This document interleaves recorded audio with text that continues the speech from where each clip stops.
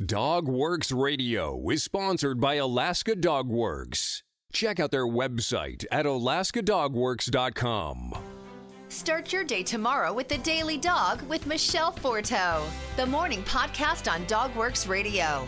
Apple Podcast reviewer Patty Christensen calls it funny, smart, and filled with all the info I want to know about dogs. I love this show. Wake up with The Daily Dog. Available on Dogworks Radio on Apple Podcasts or wherever you listen to your shows. Hello and welcome everybody. This is Robert Forto from Mushing Radio. You're going to be listening to a talk by Dr. Heather Huson. She is going to be talking about sled dog genetics. Take a listen. Radio Free Palmer 89.5 KVRF presents Mushing Radio, hosted by Robert Forto. Mushing Radio is about dog-powered sports, living in the Great White North, and mushing. Visit our website at mushingradio.com. Here is your host, Robert Forto. Hi guys. So I'm used to teaching in a very big classroom, and I hate microphones. They terrify me. So can everyone hear me all right? Sweet. All right. And quite honestly, Millie, that presentation was awesome. This is going to be so bloody boring now. I got DNA. That's all I got. I got no cool movies. And usually my selling point is I have cool dog pictures, but like everyone today has cool dog pictures. We even had live dogs today, so I got nothing. For those of you that don't know me, my research and everything on sled dogs is because I grew up racing sled dogs. I grew up in a sprint kennel. I've been started in the Pensy Club, went to the New England Club, moved up here, was in Fairbanks for a couple years. I was on the ISDRA board, and yes, I enjoyed racing. I thoroughly miss racing. Now the deal is, I eventually went to get my PhD, and hence I had no time or money to do sled dogs. But the nice part is now I study sled dogs, and so I don't pay for my own dogs anymore. I come and work with your dogs. And I play dogs, and we do puppy socialization, so it's great. So that's kind of what got me into this. So in my dream world, I get to put sled dogs with my research, and we basically do sled dog genetics. And so today what I'm going to do is, I had to say, he is here. So I started out with, all of this genetic research, and then yesterday at the Rondi thing, they said, are you going to talk about line breeding? And I went, maybe I should do that too. So I threw a couple things in here about that. So a couple little things about breeding basics, but then what I wanted to go over is kind of through my research, what I've learned, so what we kind of know about dogs and their genetics, sled dog genetics, what I'm currently doing, so what I'm learning now, and what I want to do. So that's kind of how I laid this out. So let's start with a couple breeding basics here. So with this, genetics can tell us all kinds of good stuff. So one of the first couple things is really how do we inherit different traits, okay? And this comes down to, where's our ancestry coming from, as well as, particularly for us, mating strategies. It doesn't matter that sled dogs, especially Alaskan sled dogs, are mutts. We keep pedigrees. We're having planned matings. We're having unplanned matings. But we generally have a strategy of what we want and what we're going to select for. So when you think about those mating strategies, I think there's two different goals. One, you want to get rid of the bad stuff, particularly if there's diseases. And two, you want to select for the good stuff. Okay?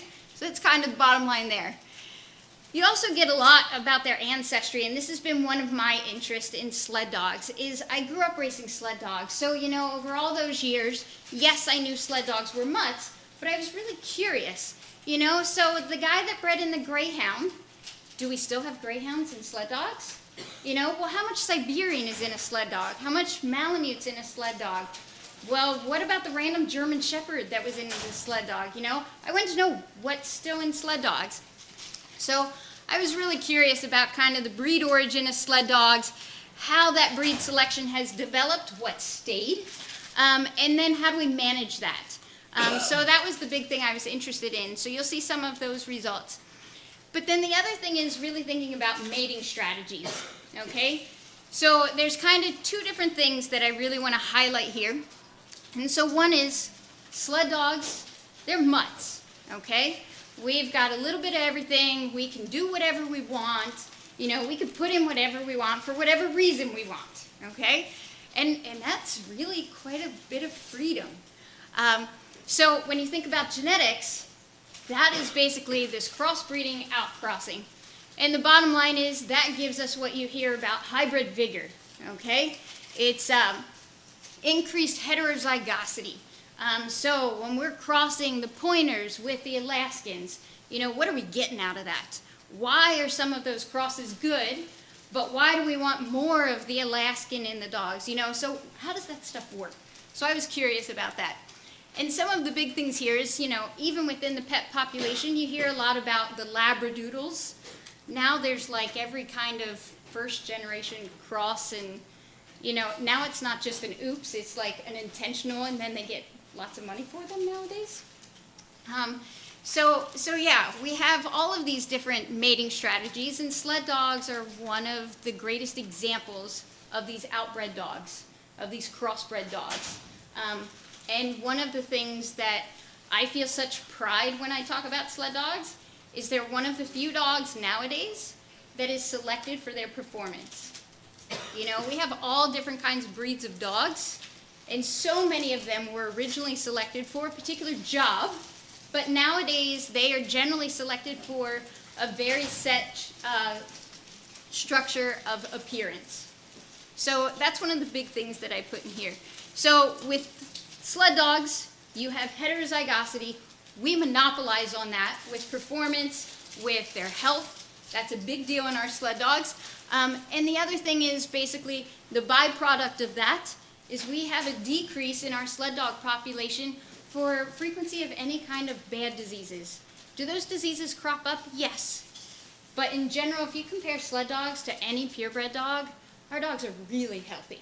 And that's one of the side effects and the benefits of having basically the breeding population and the freedom we have of breeding whatever we want and keeping that diversity. However, there are actually benefits and reasons that we have inbreeding, okay? So generally you think inbreeding, it's all bad. And more inbreeding is bad. It can lead to problems, okay? But the concept of, so this is what we laugh about. So I do a lot of dairy cattle stuff. And in the dairy world, this is what they say. If there is a problem that you see, well, you have a problem with inbreeding. If it's a good thing and you have selected for a trait that you want, well, then that's line breeding. So really, it's all the same thing. When you line breed, you will increase your inbreeding. Done. You will. That is a basic thing. On the other hand, one of the main reasons for doing line breeding is you are selecting for the trait that you want. You are selecting for something that's really important to you in that lineage. Whether that's a particular conformation, whether that's particular behavior, you are selecting for that trait. And when you do that line breeding, that back crossing, you are basically putting a heavier selection for those particular traits within that lineage. So that's what's happening there. So the good thing that you're getting out of that is you're having increased selection pressure, you're increasing the uniformity of your dogs, you're increasing basically the uniformity of the traits that you're selecting for, whether it's conformation, behavior, whatever it is, you're basically increasing uniformity. This is how we get purebred dogs. We increased uniformity. We selected for a particular look, a particular behavior. That's how we got purebred dogs, and that's how we get Alaskan sled dogs as well. So line breeding, back crossing, it's fine, but there's different ways that you can do it. So up in the two boxes, there's two different scenarios. So notice animal A. So on the left-hand side, every couple generations, you go back to animal A. This is basically line breeding, okay? You keep going back to that animal A. In the right-hand side, again, you have line breeding, but it's every generation, you're going back to animal A. Both of these are examples of line breeding.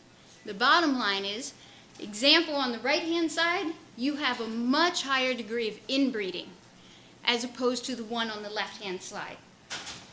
you are selecting, or you're putting much heavier selection pressure in the one on the right, but you also potentially have a lot more deleterious bad things coming along in the interim, okay? So both are examples of line breeding.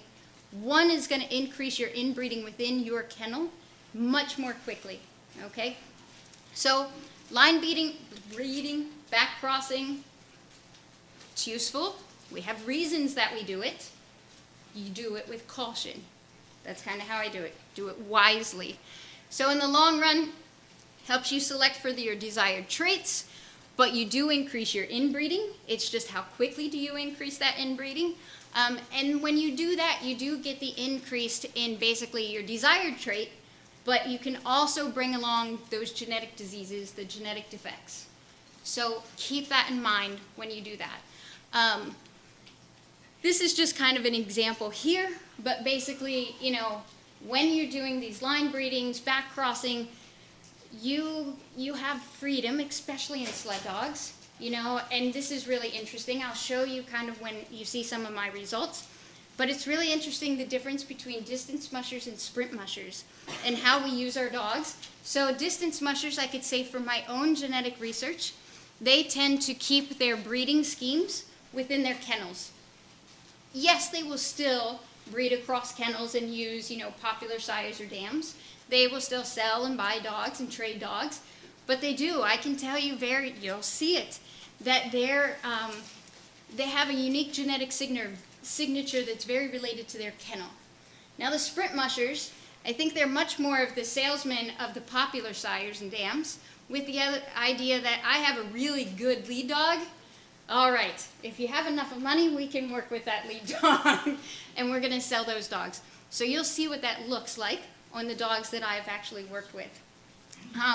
But the bottom line is, think about your small gene pools. So if you're breeding within your kennel, that's perfectly fine, but every once in a while, go out. Go out to another kennel, go out to a different dog.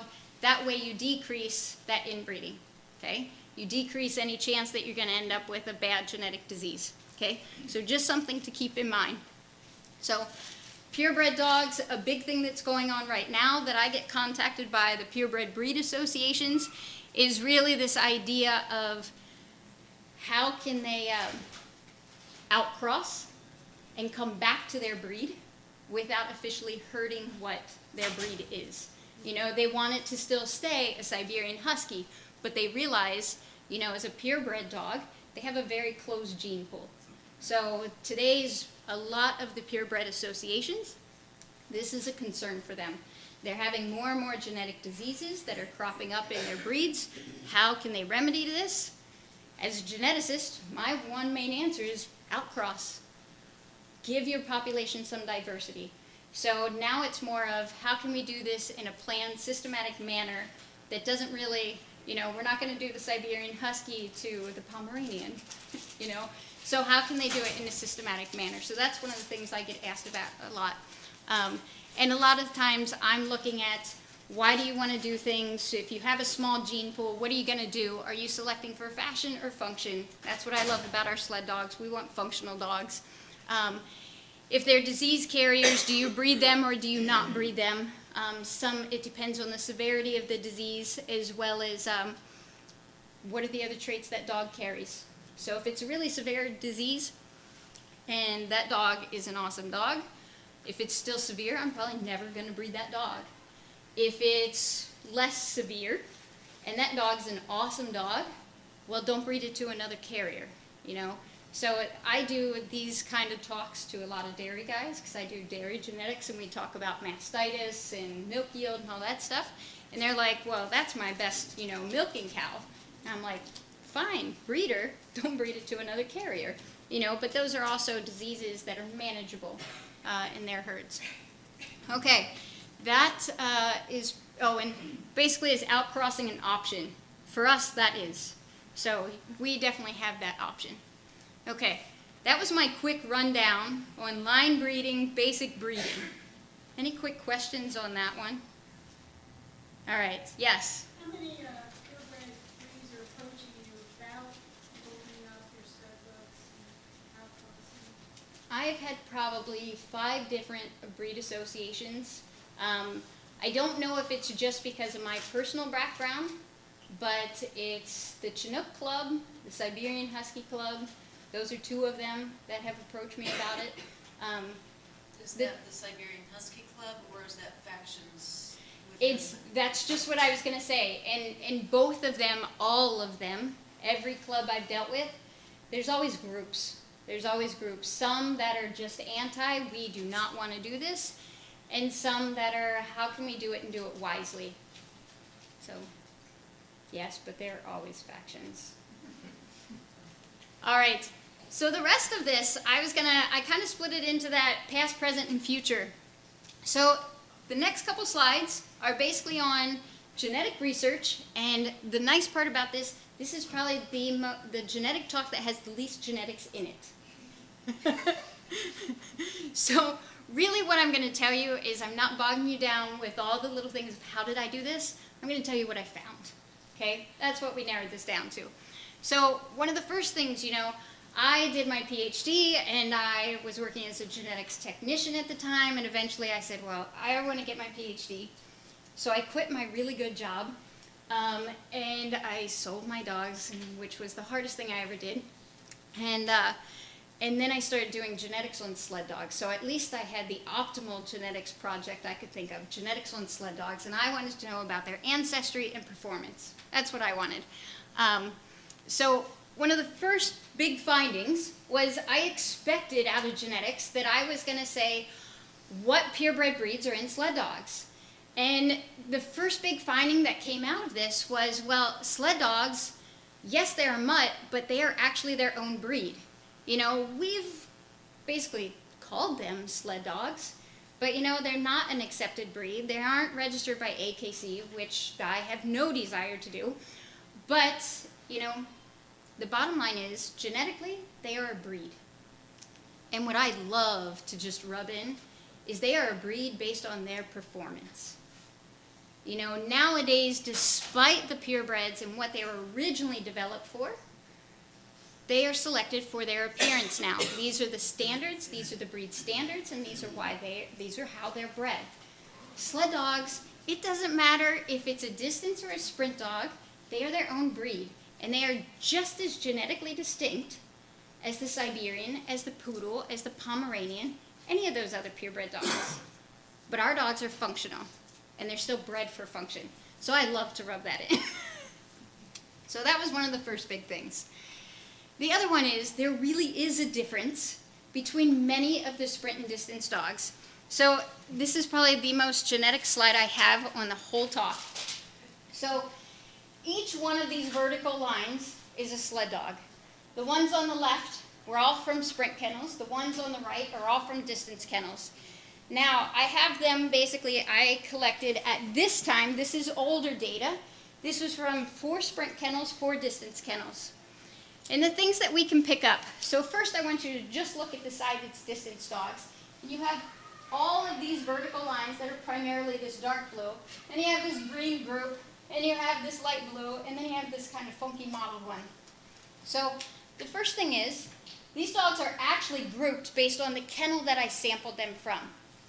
So you notice on the distance dog side, I said that the distance mushers I sampled at that time, I expected basically they were generally breeding within their own kennels. They weren't necessarily sharing as often, okay? And that's why each of the colors represents a certain genetic pattern that I can pick up, okay? So what I was basically picking up is, here's a kennel, and they had a specific genetic pattern. Here's another kennel, they had another pattern, another one, then we have this kennel over here. But then you look at the sprint side, and honest to God, they're like also in kennels, groups of kennels, but they're like all over the place. Their patterns are shared all over the place. And that's what made me kind of come back and go, that's kind of unique. This just kind of leads to this idea of, I didn't know distance mushers as well then, but basically it was the distance mushers were breeding more within their kennels, sprint mushers were sharing across kennels, at least the genetics. And then, you want to know what I know about kennels when I look at the genetics? So I went to this kennel, And I didn't tell the guy this. I started asking him about this dog right here. And I said, tell me about this dog. How's it run? How's it perform? Blah, blah, blah. And he's telling me all this stuff. And I said, where'd you get this dog? And he tells me, he got it from this kennel. I went, oh, okay, I got it. I understand. And then the other thing, the years that I sampled these kennels, see this kennel here? This kennel here goes from this gray dog over to this blue dog. But you see gray, you see blue. Now this blue and this gray in particular is the same gray that's over here. That means this gray, this is a genetic signature that's shared with a lot of these sprint dogs. For 4 years, that was the most winning distance kennel there was. I'm not telling you who it was. So yeah, it was really cool. And it's one of those that when you do kind of population genetics, you can kind of go back. And population is where you you do a whole bunch of genetics, and then you got to put the pieces of the puzzle together. You got to solve the mystery. And that's what I like. I like being a nerd in this way. And the more I know my populations, then it starts making more sense. And I'm like, well, that's pretty cool. So, genetically, sled dogs are their own breed. We can tell sprint and distance apart. We can even see different patterns in how sprint and distance kennels mate their dogs. And then in the long run, you'll see how I start using these groupings to look at speed versus endurance. So I told you one of the big things I wanted to look at the ancestry of the dogs. So, just over the years, you hear, yes, we have the northern breed ancestry, but hey, we've mixed all kinds of stuff into our sled dogs. So I basically said, well, what are still in sled dogs? I used a certain set of markers that basically, all these commercial kits that are out there. Send Fido sample in, they'll tell, okay, so I tested that. And I can tell you some of those, when you do it on sled dogs, it doesn't work. If you have a cross that's a first or second degree generation, works fine. Give them Muttley generation like our sled dogs, not so much. So I had to do a little bit more digging. I did my own work with a lot more markers. And in the long run, we have genetics, we have sled dogs of their own breed, but we do still actually pick up genetic signatures from purebreds. So, sprint and distance dogs. Yes, this is fun. So, in the long run, I could say distance dogs. So, first you have here this big blue area. That's the Alaskan sled dog. Okay, that's kind of this genetic signature that's Alaskan sled dog. That's unique to Alaskan sled dogs. But like I said, you could still pick up small degrees of other purebred dogs. Okay, so mostly Siberians and Alaskan Malamutes. This totally makes sense. This does not mean modern Siberians and Malamutes. If you mix that into sled dogs, that's going to be your next Ferrandi champion. But there was a higher degree of the Siberian and Alaskan Malamute that's still seen in distance dogs. That makes sense. There was still a lot of Siberian and Malamute in sprint dogs, but that's where you started picking up unique things. Of course, the pointers, and then we were picking up Saluki. No greyhounds. I wasn't picking up greyhounds, so I thought that was really interesting. So you'll notice in a lot of this, I don't have English pointers in here. The genetic research we do, especially when you're doing breed comparisons, it's only as good as what we have.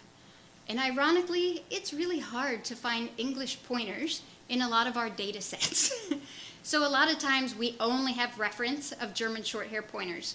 So just putting that out there, I know English pointers are a big deal in sled dogs, but usually I can't pick it up because I don't have it in the reference data set for genetics, okay? So this is kind of what we got, but then I'm sure you guys have already looked at this list and said, well, what sled dog musher is going to admit they have Lhasa Apso in their sled dogs? No one. So I said, well, where the heck's this coming from? I mean, it is a minute percentage, less than 1%. But really, this is where genetics gets a little muddy. So what happens is sled dogs are basically their biggest genetic signatures come from the Malamute Siberians. These are all basically, if you go back in ancestry, these are really Asian dogs, okay? Particularly, we think they're more, this group of dogs is more from China and the East Asia area. So Lhasas are also from that area. So there is actually some commonality if you go far enough back to get to the Lhasa. So you still do not have to admit there's any Lhasas in your sled dogs.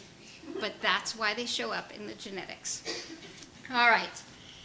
So the other thing that I wanted to do was I wanted to say, well, how does this relate to a sled dog's performance? So they have these different breeds. How does that relate to performance? The bottom line is, what we have made is the Alaskan sled dog is probably the most important part related to performance. Okay, so I got to lay out how this works. So I have my 4 sprint kennels, and I have dogs from all those kennels. And I have their drivers rank their dogs for speed, endurance, and work ethic. Now this is the difference between a sprint kennel and a distance kennel. I'm not comparing sprint and distance dogs.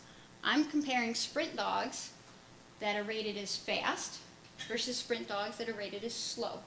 So all the kennels that I did, sprint and distance, were basically in the top 10% of winning the Iditarod or Yukon Quest. Or within sprint, I used the ISDRA point systems. So they were all top-rated kennels because, one, I wanted to make sure my mushers could actually rate their dogs well, and I knew they were training them consistently. So when I look at a sprint dog, I'm basing speed, but I'm looking at speed for sprint dogs. Okay? I'm looking at endurance for sprint dogs.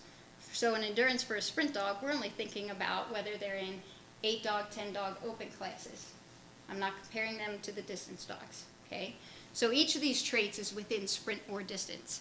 And the bottom line, what this says is, a sprint dog that is more of the elite speed sprint dog has more of that Alaskan sled dog signature in it.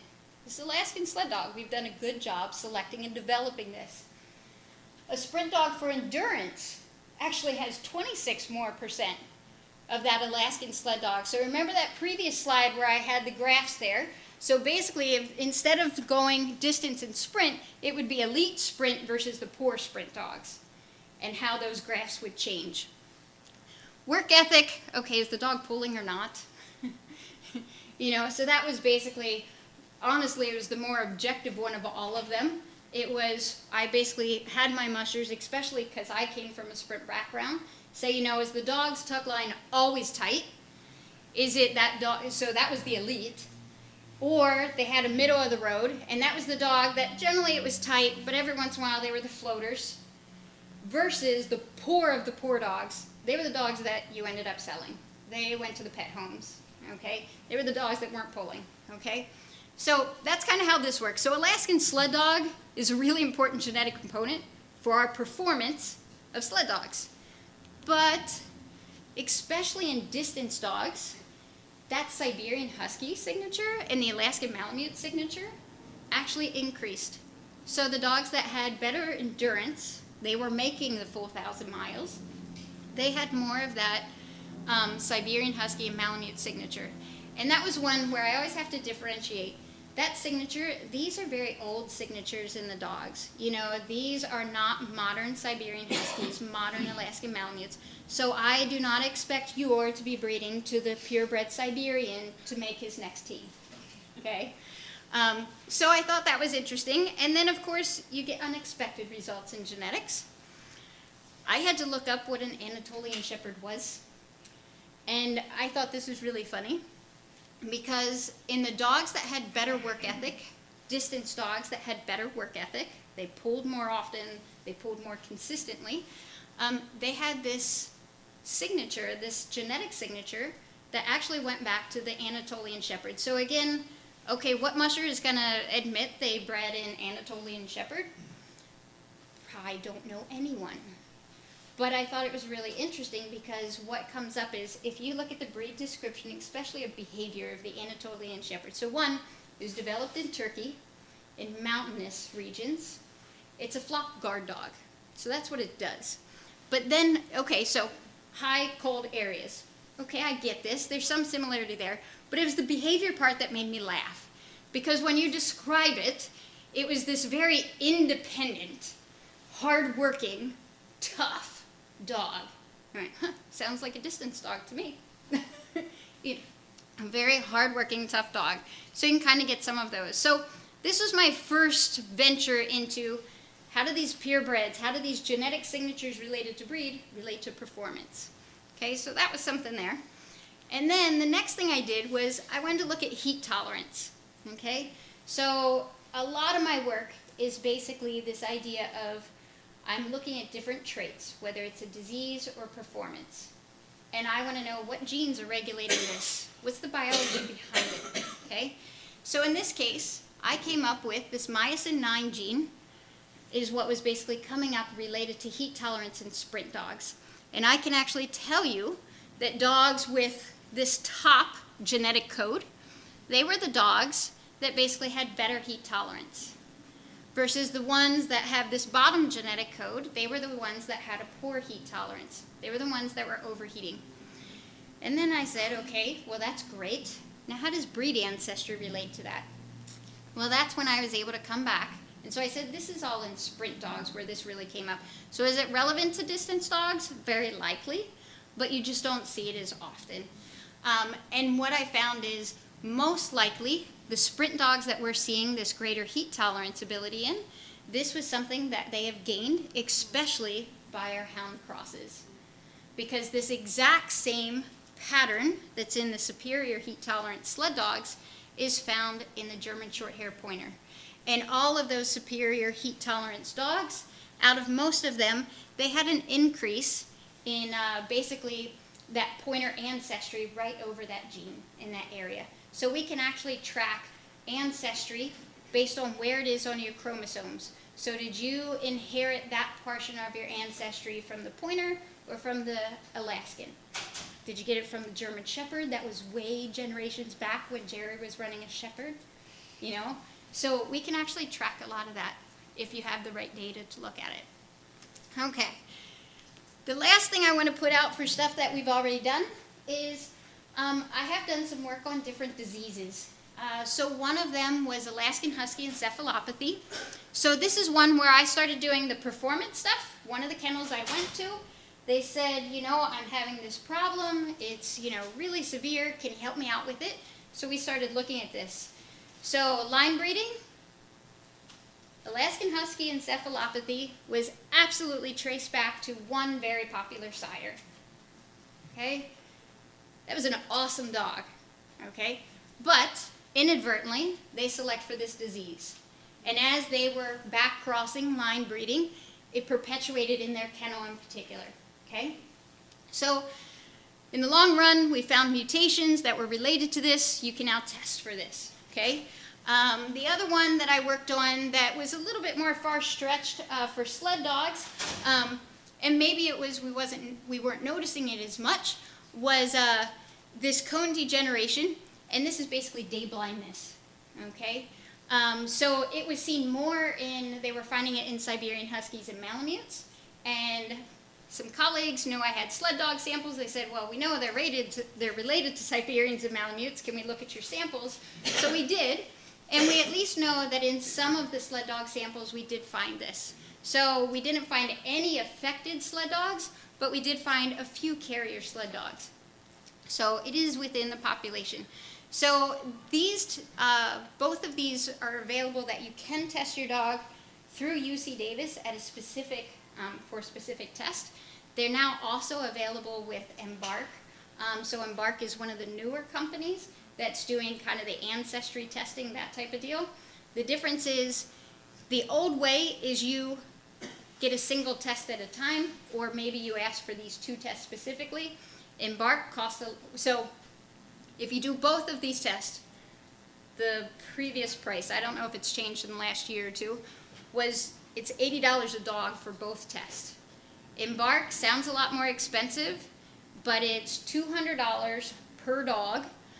This is what I use for my research. This is not necessarily a practical thing that everyone's going to do, but it's $200 a dog. But they basically test for every genetic test that's available on all dogs. So even though these are the 2 that are the most relevant for sled dogs, you also get, if it's known in Labradors, they're going to test it on your dog anyways. So this is actually what I'm currently using for research. Okay, so quick recap. what we know about sled dogs. We know their own genetic breed based on performance. We know that there is variation in their genetics between sprint and distance. We know that they do still possess signatures related to purebred dogs, and those signatures can be related to their performance. Let's see, I know that the myosin 9 gene is related to heat tolerance, and it's actually probably brought into our dogs, especially from the pointer ancestry for sprint dogs. And we have some genetic tests available for sled dogs. So this is what we got so far. Now, what the heck am I doing right now? So I'm still working on some of this. It's just ever evolving. But the first thing I want to do is, 2 years ago, I went back out and I started wrangling a few more of these kennels, and I went back to some of my original kennels. And so we do blood collection. I wrangle my students into this now. So now I'm no longer the PhD student. I have other students that are here that help me. So we collect blood, we do DNA extraction. These are basically little glass chips. They're really expensive little glass chips. This is how we genotype your dogs. So basically we get about 200,000 markers across the genome of the dog, and that's what I use for my research. And then I do all kinds of stuff, and I use all kinds of programs, but I'll show you what we come up with, okay? So one of the things we're currently working on, and this is a product of a meeting just like this. So Jerry wrangled me into the Sled Dog Veterinary Association to come do a talk there. And when I was all done, they came back and they went, "We want you to work on Weezers." I went, "Okay, do you have samples? Well, how are we going to find Weezers?" So they talked me into this. We started with this small project. Any of these dogs look familiar? So Weezers is basically congenital laryngeal collapse. So in purebred dogs, they see this in older dogs. There are a few purebred breeds that they do see it in young dogs. It's been around sled dogs for 50 years. I would say unless something's changed, it's much less common nowadays than it was. Clinical signs normally appear 6 weeks to 9 months. There is a very wide spectrum of severity. I think early on, especially the severely affected dogs were either sold immediately for pet homes or they were euthanized. You know, it depended on the severity of the disease. What's making some of the genetics in this really challenging right now is that we're actually learning some of the dogs that were given to more pet homes, hobby homes, they have either adapted or progressed to the point where they're able to perform. So it's made the genetics of this really complicated. It's evil. Genetics is just evil. It's not easy some days. So we've been working with Carolyn Griffiths, with Dursko on this, and we've been sampling a few new dogs, but really we've been working with a lot of their old samples where they did, both of them are veterinarians. Dursko did a large study at one point in time, really looking more at the clinical progression of Weezers, and now I'm using those samples to try to figure out the genetic foundation of it. The whole goal is, can we find a marker related to Weezer so that you could test your dog for it? You know, this would help in basically breeding strategies if that's what you were looking for. So that's kind of the goal of that.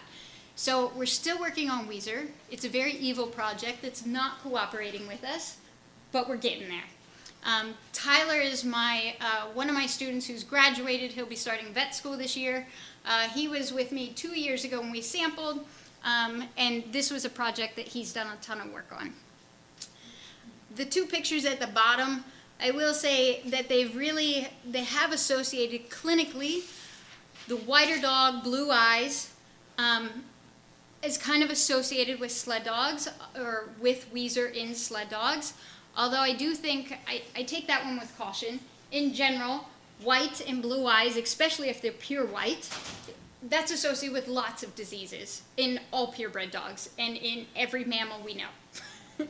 So yes, it is associated with Weezer, but I think it's a commonality.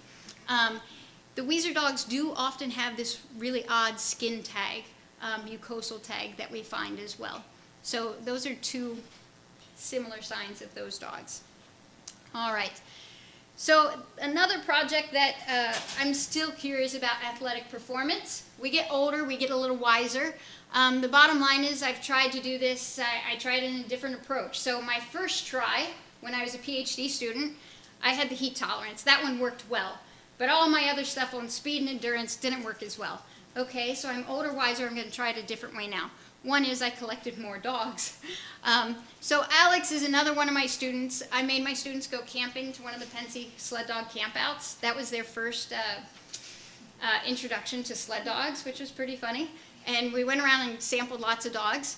But basically, this is where I brought this whole concept of sprint versus distance into play. And I said, fine, if I can't get variation in sprint elite versus sprint poor, because it was my study design, my poor dogs were still poor dogs from really good kennels.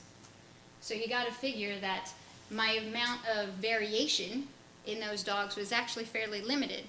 But I didn't want to go out and sample, say, the kennel that just, maybe they were the last, they're the Red Lantern kennels, because I don't know, is that really the dog's ability or is that the trainer's ability? So that's why I was sticking to really good kennels, but the downfall from a genetic side is a very limited variation in my dogs. So I took a different strategy. I said, I'm going to do extremes, and I'm going to try to tackle sprint and distance based on sprint dogs and distance dogs, speed versus endurance, okay? So this is what Alex did. Alex is in vet school right now, and the first strategy was to compare sled dogs to those breeds that make up sled dogs, so the Siberians and the Malamutes and the Pointers and the Salukis, okay? So that was the first thing, and it was really cool. I got so excited, very nerdy moment in the lab, because what we did is we found, doing this, we came up with all of these genes related to things like steroid metabolism, fatty acid metabolism, energy metabolites, lipid metabolism. Do these make sense for sled dog athletic performance? Why sled dogs are such athletes? Yes, I was very excited. So this was one approach. Let's do sled dogs compared to very specific purebred dogs, not really poodles and Pomeranians. But then the other one was sprint versus distance.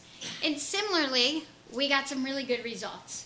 So this I was looking for basically that speed versus endurance. So blood circulation, muscle contraction, all that kind of good stuff. So we're getting there. And then Carolyn is here.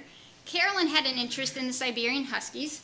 And I said, well, let's look at the evolution of the Siberian Husky and say, over time, I'm a die-hard Alaskan sled dog person.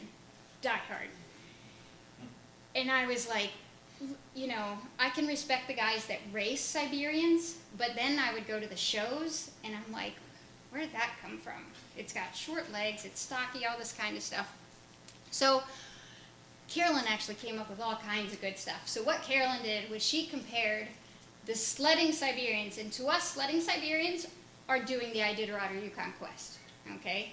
Those are our sledding Siberians. Then she had show Siberians, and then she had pet Siberians. And then, of course, we did have some of the show Siberians that were running in races.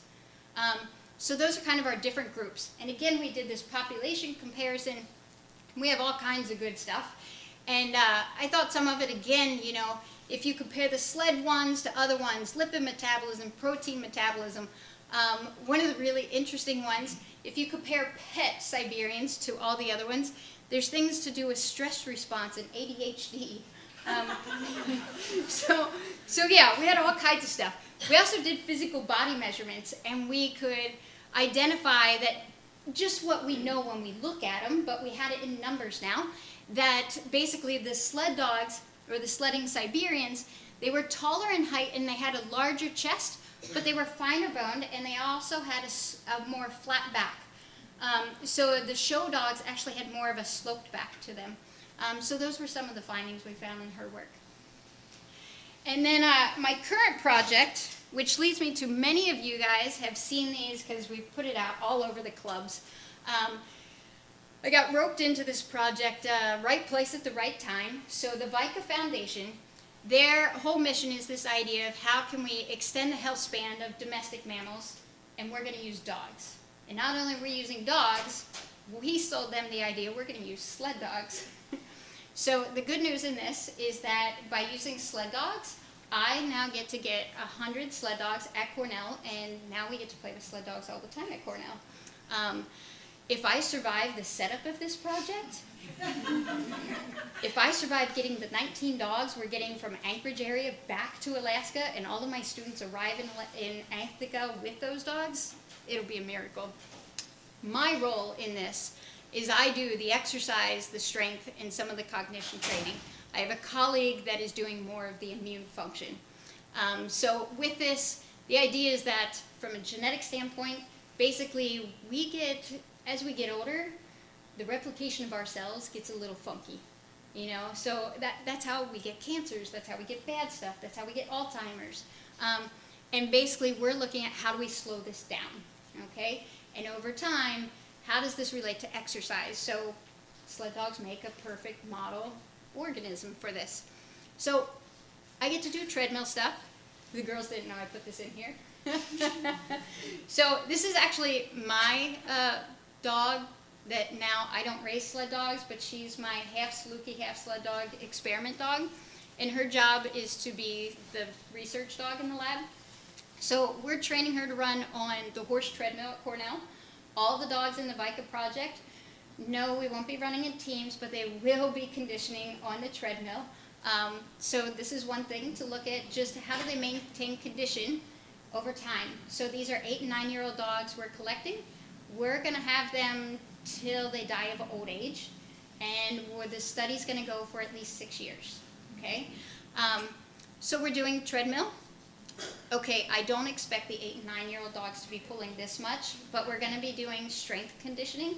So they'll be doing basically a lighter conditioning version of weight pull.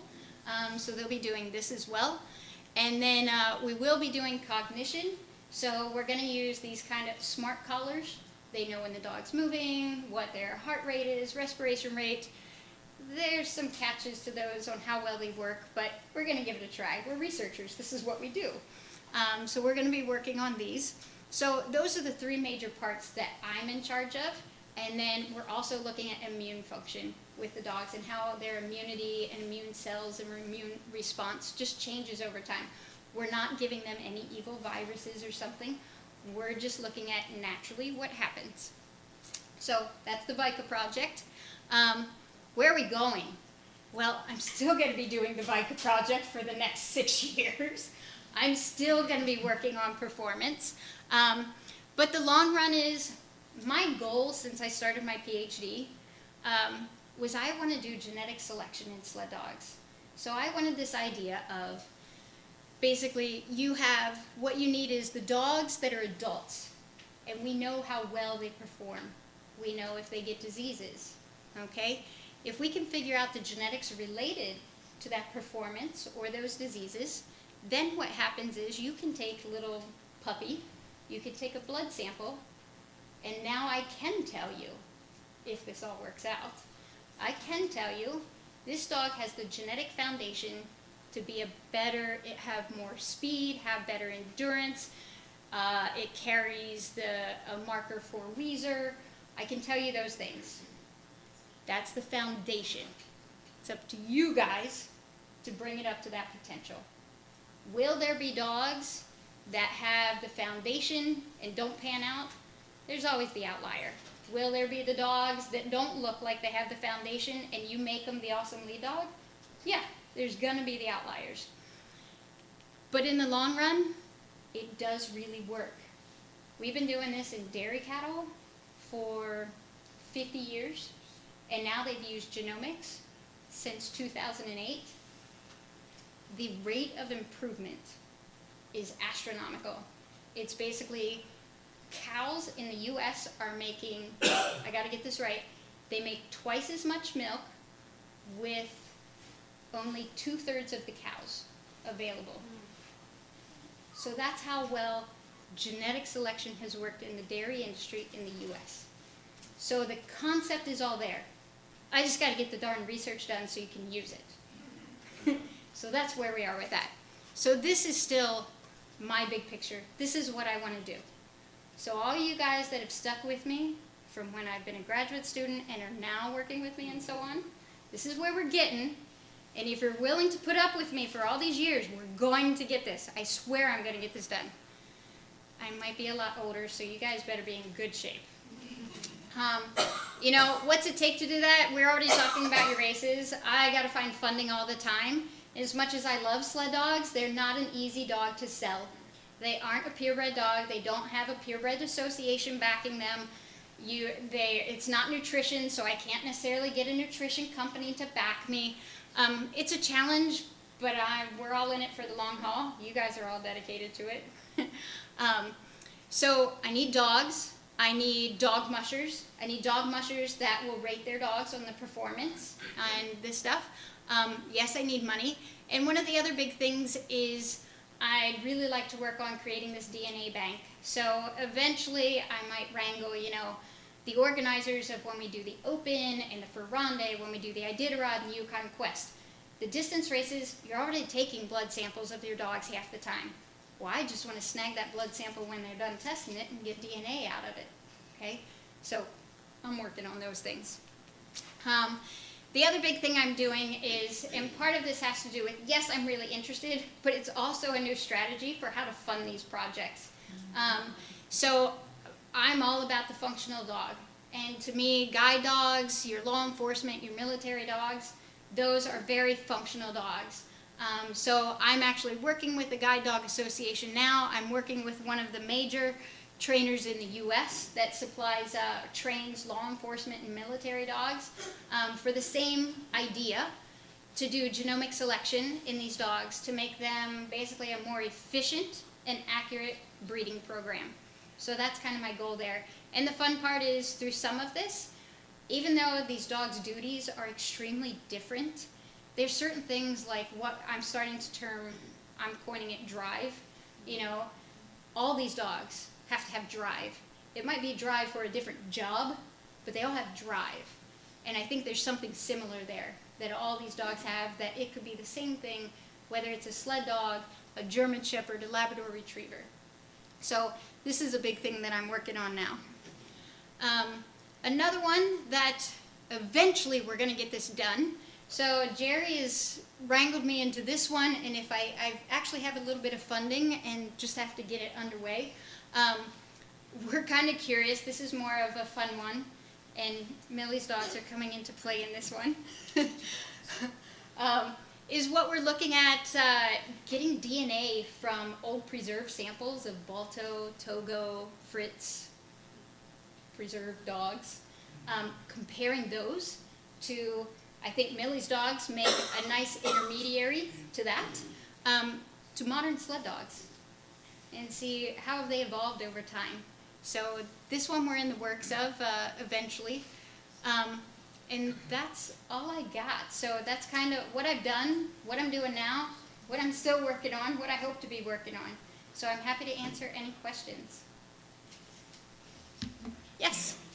I'm really curious why Irish setters don't show up in your historic breeds, because I know that they use more than anything else. Mm-hmm. So I have to. Repeat his question.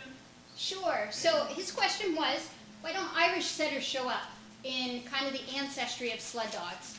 And I have to say that I do know Irish setters are in the data set. So the first question is, are they in the data set? Because if I don't have purebred Irish setters to compare to, I won't pick it up.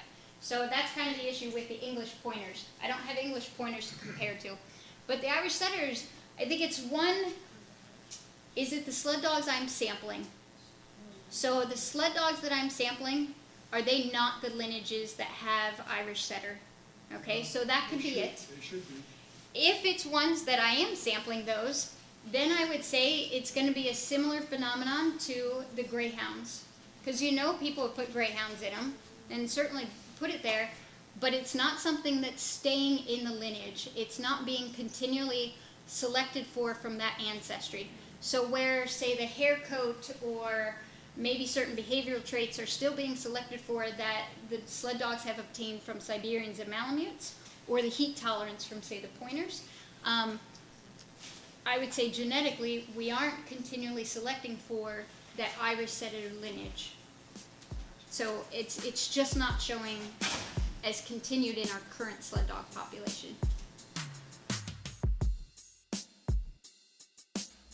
And that was Dr. Heather Huson talking about sled dog genetics at the ISDR conference in Anchorage. We'll see you guys next time. Goodbye. Did you know that Alaska Dog Works trains service dogs for those in need throughout North America? Each and every service dog that is trained through the Lead Dog Service Dog Program and Michelle Forto and her team has an individual training plan. We train for autistic, mobility, psychiatric, and PTSD for our soldiers for service work. If you know of someone that may need a service dog, please take a moment and check out Alaska Dog Works on social media and at alaskadogworks.com.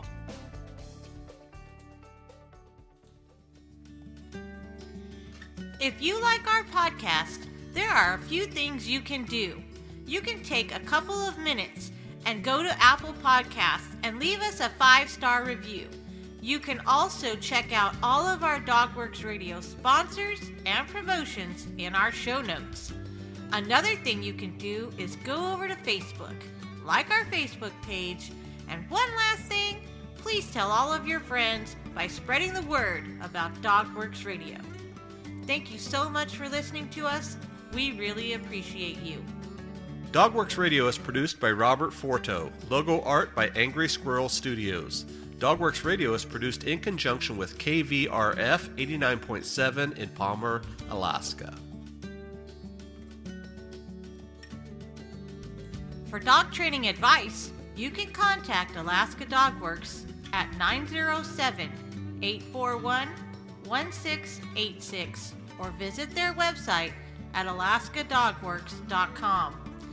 If you have a show idea or would like to be a guest, please contact us by sending an email to live@dogworksradio.com.